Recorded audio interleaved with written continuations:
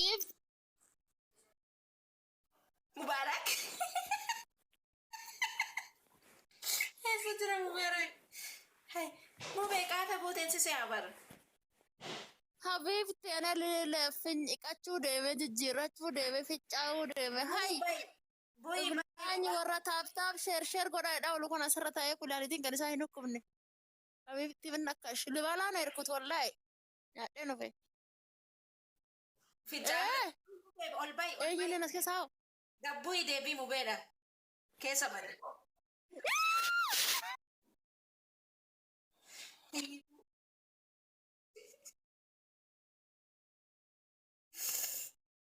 Cufatte bekka. Eka goofta utti ijoolleen.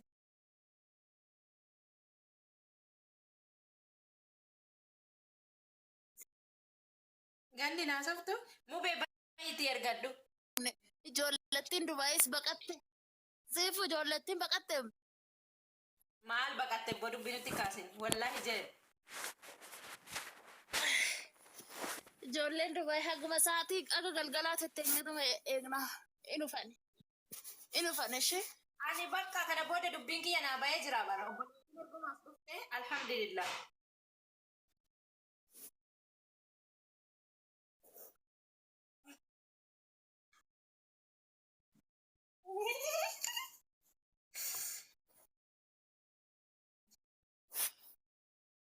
aanan jedhe obboleettiin jedhe mubaarak dhiisika Waan maa amanta namani siin hin jenne.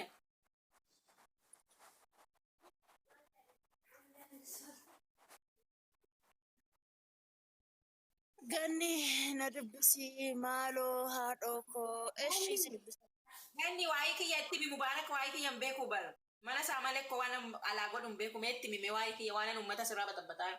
Mucha mana meeqa deemeen fashaleessa bara mubee waan akkasii.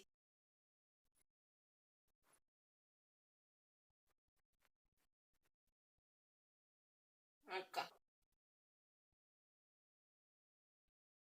ani wannuma hunda keessaa mubee katabuu waraabuu dubbii bakka wayii ijoo itti arabas arani alchilim indi alnagawan waan akka hin dandawan waraaba daraan jedhanii waraabuwan harkumtuu naaf hin ajajamu waa tokko waraabu waa tokko irratti naxibii achitti mallattoo gaafii godhu sattaa taalizaabeer maali bara haara deemtee bishaan keessa deemtee biyya san deemtee miifatanaa baay'ee agarte sammuu qorame sammuu qorame intala bishaan sammuu qorame ganni daddafnee waa dubbannee buuna isinillee jala kaadhee gujjettanii dhiifama naa godha.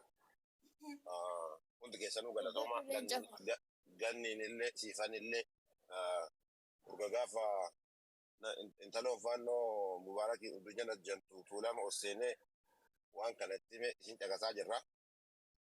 Akka isii ammallee rabbiin haa baasu. Gorsa baay'ee walii kennaa turtanii. I hope ijoolleen namuyyuu maammadoon illee dubartiin teennallee waa baay'ee irraa baratti jedheetiin abdadha. Keessattuu siifan ganniin mucaa amma Finfinnee obboleettii fide kana guddatan ijoollee Dubaay kaleessa dheengadda mana poolisii mana yaalaatitti deddeebi'an hundi keessanuu galatooma isin jechumaaf lafee bu'uu jedheetiin galatooma. galatoome abbichuu koo galatoome leencaa koo abbichuu galatoome haadhoo koo jiraadhu. Mee anallee carraa naa kennaafaan lama qofittiin dubbadhee bu'a. Assalaamu alaikum warahmatullahi wabarakaatu. Siifan Wayyee waalaikum salaam. de maashaallah ganni akkamitti salaamata qabdaa yoo alla namatti tolta maashaallah. Awwalan wallahi siif wadduu tokko galatoomee anillee gaafuma guyyaa awwala mana abdiititti waliin haasaa turtan san irraatiin dhaggeeffataa ture. Mucattiin tun baay'ee tokko wallahi akka nama beekuutii miti akka nama obboleetti tiyya wayii taateetitti garaa hedduu na nyaatte maaliif namni tokko yoo dhugaa qabaatee dhugaan isaa dabe hedduu garaa nama nyaata. Haga maatii isii arge ammoo wallahi hedduu takka na dhagamee rabbiin dhugaa isii haa baasu. namni gaafa biyyaa ba'u maatii ofii jijjiiruuf of Namni jijjiiruuf abbaa biyyaa qabdan ba'a. abbaa sin waa godha. Kanuma sin gaafadhaan. Ah, Namni abbaa qabdan abbaa sii sana boodan qarqarra inshaallah. si abbaa isii gaafa argu hedduu tokko nan dhagaame wallaahi tarii kara deemtuun nama nyaattee nama ajjeestee kara nama darbuu mannaa osoo iyyuu maatii ofii sanuyyuu hanga tokko jijjiiramanii gaafa du'anillee maatiin ofii akkuma amantaa ofiitiin rabbiin namaa kadhata jechuu wallaahi hedduu tokko qalbiin na cabde haa ta'u hundinuu qadara rabbiiti.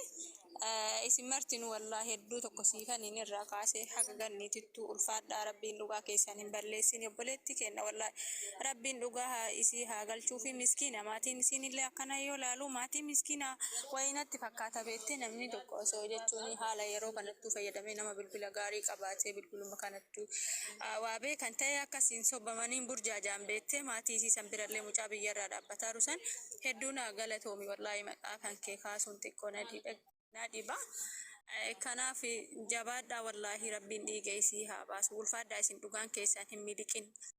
Siif wallaahi rabbiin umrii kan keessi haa dheerisu gaafate akkasi ciccitee gaafii gaafattee mormitu san wallaahi akka waan anaaf dubbattu wayii akka waan na keessaa dubbattu wayii miira addaa wayiitiin na dhagamee hedduu tokko si abdadhe maaliifi anillee biyyuma amma isin keessa miidhamte kana keessa jira tarii biyya kamuu jiraate namni dogongoraa ilmi namaa rakkachuun isaa hin hafu ilma namaati rabbii miti.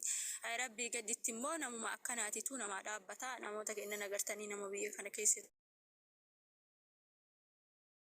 hin qabne dhaniillee faarsan hangam akkana bira dhaabbatu hunda isaanii ebaloo osoo jechuun taane kanuma waliin argaa jirru tarii ammoo hundinuu jechuun hojii isaanii namni beekuun beekaa kanaaf isin jabaadhaa wallaahi rabbiin dhugaa isii dhiiga isii rabbi haa baasuu rabbii gaditti immoo isinillee jabaadhaan isinuma galateeffachuuf dhufe waan biraa waan jedhuun qabu wallaahi waan isin micattiisanii rabbiin haa dubbatu dhugaa isii waan dhugaa isii rabbi haa dubbatu ulfaadhaa kanuma jechuuf. Galatoomii oromtitti arsiitanti galatoomii obboleetti. Okay nama biraa itti fufaa. Masii shawaa mucatti amma galteen ture masii moo nama biraati masii. Siifani xiqqoo shi carraa naa kenname hojii irra hin jirallee dhaadhiifama wajjin. Asa mubeen hin ba'e. Dursee galatoomi isin jedhaa obboleetti yaa baay'ee si galateeffannaa dhugaa dubbachuu fi kana mara nu ifaajuu keetiif hedduu si galateeffannaa ati ishii qofaaf miti akka Oromoo maraaf ifaajjee baay'ee galatoomi isin jennaa galata kan kee dhugaa dubbachuu akka itti si himnee si fixuu hin dandeenyu jechuudha rabbiin si haa kafalu yaadaaf muraada kee rabbiin si haa guutuu obboleetti teenya kanaaf dhaabachuu keetiif. Ammallee ati goota ammallee goota nu ta'e goota irratti nuuf ta'e abibti nuuf jira dhuusin jenna akkasuma dhaamsa shamarran takkaaf illee dhaamsuun jira hojiirra jirallee daqiiqa muraasa fi obboleewwan kiyyaa yeroo nuti biyyaa baanu akkaataa itti biyyaa baane san hin daganna beektanii haati keenyaaf abbaa keenya akkaataa itti biyyaa nu baase yoo qabaannes yoo dhabne nutti kadhatee yoo qabaatan kama of qabuun biyyaa nu baasan isiniif galee garuu immoo nuti gaafa as dhumneetoo miidiyaa addaa fi yookiin immoo ruuza arabaa yookiin nyaata addaa arginu maatii keenya san hin daganna obboleewwan kiyya dhaamsa ana isinitti dhaamu jechuudha haadha fi abbaa keessan hin dagatiin bakka baate san hin dagatiin hin attaallalamina obboleettiti